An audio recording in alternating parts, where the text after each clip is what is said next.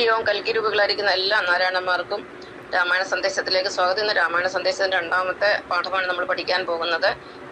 അധ്യായം 1 ബാലകാണ്ഡത്തിലെ ഉമാമഹേശ്വര സംവാദമാണ് ഇന്ന് നമ്മൾ പഠിക്കാൻ എടുത്തിരിക്കുന്നത്. അതിലെ കുറച്ച് ശ്ലോകങ്ങൾ നമുക്ക് പഠിക്കാം. ശ്ലോകം ഇതാണ്: ശ്രീരാമൻ പരമാത്മാ പരമാനന്ദമൂർത്തി, പുരുഷൻ പ്രകൃതിതൻ കാരണൻ ഏകൻ പരൻ, പുരുഷോത്തമൻ ദേവൻ അനന്തനാദിനാഥൻ, ഗുരു കാരുണ്യമൂർത്തി പരമൻ പരബ്രഹ്മം, ജഗതുത്ഭവസ്ഥിതി പ്രളയകർത്താവായ ഭഗവാൻ വിരിഞ്ച് നാരായണ ശിവാത്മകൻ അദ്വയൻ ആദ്യൻ അജൻ അവ്യൻ ആത്മാരാമൻ, തത്വാത്മാ സച്ചിന്മയൻ സകലാത്മകനീശൻ, മനുഷ്യനെന്ന് കൽപ്പിച്ചിടുവോരജ്ഞാനികൾ. ഇവിടെ ഈ ശ്ലോകത്തിനകത്ത് നമ്മൾ പഠിക്കാൻ പോകുന്ന ശ്രീരാമചന്ദ്രന്റെ ദിവ്യമായ സ്വരൂപത്തെ ഭഗവാൻ പരമശിവൻ പാർവതി ദേവിക്ക് പറഞ്ഞു കൊടുക്കുന്ന ഭാഗമാണിത്. ഇതിൽ പറയുന്നത് ശ്രീരാമചന്ദ്രൻ എന്ന് പറഞ്ഞാൽ സാക്ഷാൽ പരമാത്മാവാണ്. അതായത് പ്രപഞ്ചത്തിന്റെ ഏക ദൈവമാണ്, പരമാനന്ദമൂർത്തിയാണ്, എല്ലാവർക്കും ആനന്ദത്തെ കൊടുക്കുന്നവനാണ്. പുരുഷ പ്രകൃതി തത്വങ്ങൾക്ക് കാരണനാകുന്ന ഏകനായ നാരായണനാകുന്നു. പുരുഷൻ പ്രകൃതി എന്ന് പറയുന്നത് പ്രപഞ്ചത്തെ കുറിച്ചാണ്. പ്രപഞ്ചത്തിന്റെ കാരണനായ ഏക ദൈവമാണ് നാരായണൻ. നമ്മൾ രാമായണം മൊത്തം നമ്മൾ തിരഞ്ഞാൽ നമുക്കവിടെ ശ്രീരാമചന്ദ്രൻ ഏകനായ നാരായണനായിട്ടാണ് കാണുന്നത്. അവിടെ ഒന്നും ബഹുദൈവങ്ങളെ കുറിച്ചൊന്നും രാമായണത്തിലില്ല, ഭഗവത്ഗീതയിലും ഇല്ല, ശ്രീമഹാഭാഗവത്തിലും ബഹുദൈവങ്ങളെ കുറിച്ച് പറയുന്നില്ല. എല്ലായിടത്തും വിഷ്ണു ഭഗവാൻ അല്ലെങ്കിൽ നാരായണന്റെ അവതാരത്തെ കുറിച്ച് തന്നെയാണ് പറയുന്നത്. നാരായണനാണ് ഏകദൈവം എന്നാണ് ഈ 3 ഗ്രന്ഥങ്ങളും നമ്മളെ പഠിപ്പിക്കുന്നത്. ഇനി അടുത്ത ഭാഗത്തിന്റെ അർത്ഥം: ശ്രീരാമചന്ദ്രൻ പുരുഷോത്തമനാണ്.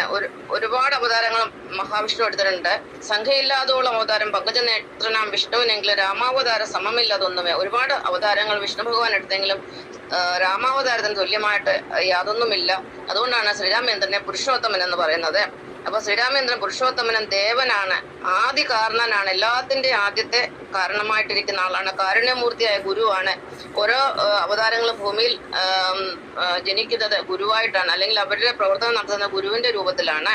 അപ്പൊ ഭഗവാൻ കാരുണ്യമൂർത്തിയായ ഗുരുവും പരമമായ സത്യവും പരബ്രഹ്മവും പ്രപഞ്ചത്തിന്റെ സൃഷ്ടിസ്ഥിതി സംഹാരങ്ങൾക്ക് കാരണമാകുന്നു. ആരാണ് ശ്രീരാമചന്ദ്രൻ? പുരുഷോത്തമനാണ്, ദേവനാണ്, ആദി കാരണനാണ്, കാരുണ്യമൂർത്തിയായ ഗുരുവാണ്, പരമമായ സത്യമാണ്, പരബ്രഹ്മമാണ്, പ്രപഞ്ചത്തിന്റെ സൃഷ്ടിസ്ഥിതി സംഹാരങ്ങൾ കാരണവുമാകുന്നു. ത്രിമൂർത്തികളായ വിഷ്ണുവും ബ്രഹ്മാവും ശിവനുമാകുന്ന ഭഗവാൻ ശ്രീരാമചന്ദ്രൻ, ഇത് 3 ചേർന്നതാണ് ശ്രീരാമചന്ദ്രൻ. അത് ഓരോ അവതാരങ്ങൾ ഇത് 3 ചേർന്നാണ് നമ്മൾ മനസ്സിലാക്കണം.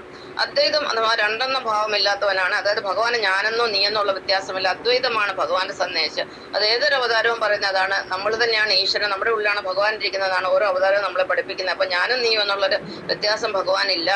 അതുപോലെ എല്ലാത്തിന്റെ ആദ്യനും നാശമില്ലാത്തവൻ അവ്യനാണ് ഭഗവാൻ, നാശമില്ലാത്തവനാണ്, സകലത്തിന്റെ ആത്മാവിൽ രമിക്കുന്നവനുമാകുന്നു ഭഗവാൻ. രാമൻ എന്നുള്ള പേര് തന്നെ രമിക്കുക എന്നാണ്. അപ്പൊ എല്ലാവരുടെയും മനസ്സ് രമിക്കുന്നവനുമാകുന്നു ഭഗവാൻ. എന്നാൽ ഇങ്ങനെയുള്ള ഭഗവാനെ കുറിച്ച് അജ്ഞാനികൾ അഥവാ ദൈവിക ബോധം ഇല്ലാത്തവർ മനുഷ്യനെന്ന് തെറ്റിദ്ധരിക്കും.